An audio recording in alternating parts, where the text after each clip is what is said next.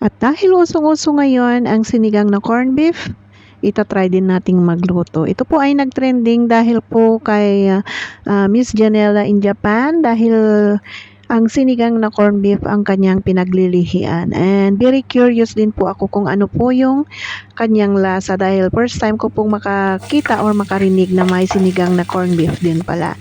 At so nakita nyo na po yung aking mga ingredients. Ayan. So, bawang, sibuyas at nilagyan ko ng kunting luya, tapos kamatis. Mas gusto ko pong igisa muna yung ating corned beef at para mas malasa po siya. Yung ibang nagluluto ay nagpapakulo lang sila ng tubig kagaya ng typical na pagluluto ng sinigang, pero ako po mas gusto ko po yung igigisa ko muna itong corned beef. Medyo maingat lamang po ako sa paghalo niyan at hinay-hinay lamang po kasi baka para hindi naman po siya madurog. Wala po kasi akong hanap na yung chunky na corned beef kaya yan na lamang po yung aking kinuha. So nilagyan ko lamang po siya ng paminta konti, tapos ito i-set aside ko muna at magpapakulo po ng tubig.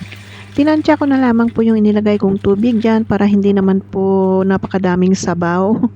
At ito nilagyan ko ng konting patis, paminta, lemongrass powder, magic sarap, kalahating beef cubes at saka asin. Tapos nilagay ko na rin yung sili at saka itong white turnip.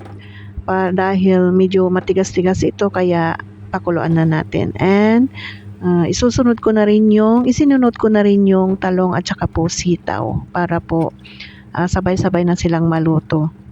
Tapos tinakpan ko na lang muna itong gulay para maluto po siya, and isinunod ko na rin ilagyan ng pampaasim yung sampalok powder.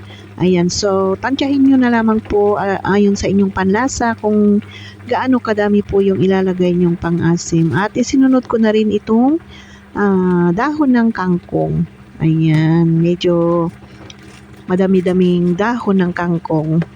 By the way po, sa mga hindi pa po naka-follow, kung nanonood ka po ngayon, paki-follow naman po, paki-press naman po yung follow button dyan, like and share po. Maraming salamat.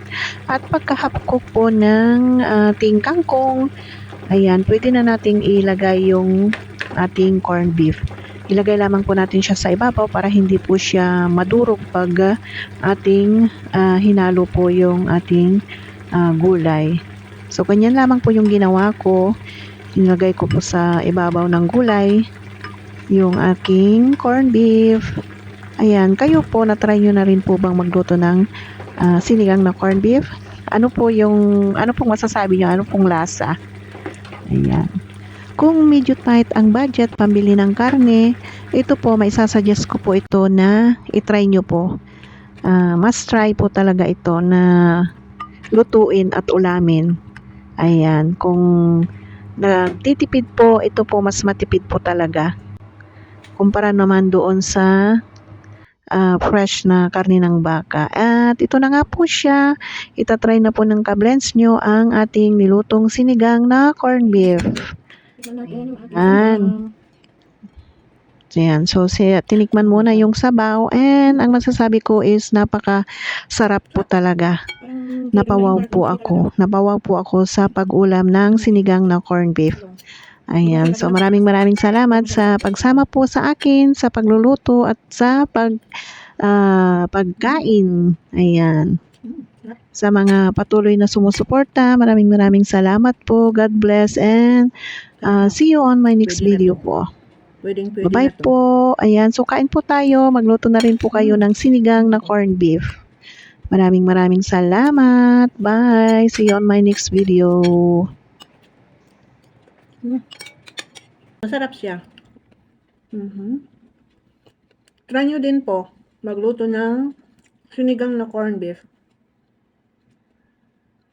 Bye.